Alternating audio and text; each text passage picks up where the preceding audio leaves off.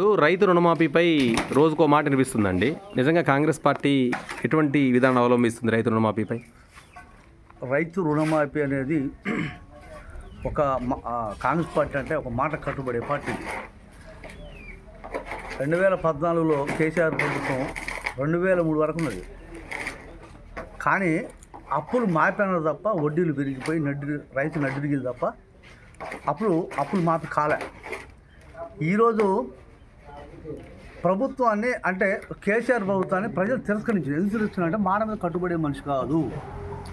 కాంగ్రెస్ నమ్ముకుంటే ఒక మాటకి కట్టుబడి ఒక్కరోజు కాకపోతే మిస్ కాదు, రెండో రోజైనా క్లియర్ చేద్దామని ప్రజలకు ఒక నమ్మకం కలిగింది. అందుకనే కాంగ్రెస్ పార్టీ ప్రభుత్వం రావడానికి ప్రజలు కోరుకున్నారు. ప్రజల ప్రభుత్వం ఇది.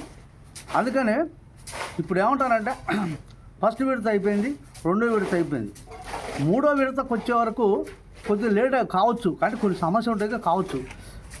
అప్పు మాఫీ కాదనే ముచ్చట ప్రతిపక్ష పౌరులకు అవసరం లేనటువంటి విషయం, ప్రజలకు మబ్బు పెట్టే విషయం చెప్తాను.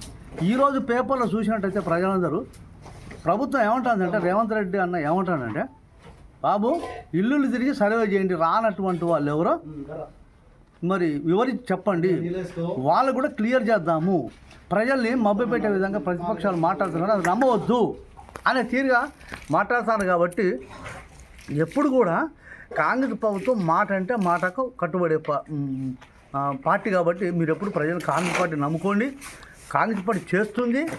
ఈ హరీష్ రావు కేటీఆర్ మాట పొంగలో దొక్కండి, వాళ్ళు పనికి మాట చెల్లని రూపాయి, వాళ్ళు ఇప్పుడు ఈరోజు చెల్లని రూపాయి, వాళ్ళు పనిమాల మాటలు, ప్రజలు మబ్బు పెట్టే మాటలు. మబ్బు పడొద్దు, వాళ్ళని నమ్మొద్దు. మీరు ఈ నుంచి క్లోజ్ చేసుకోండి వాళ్ళని. Thank you.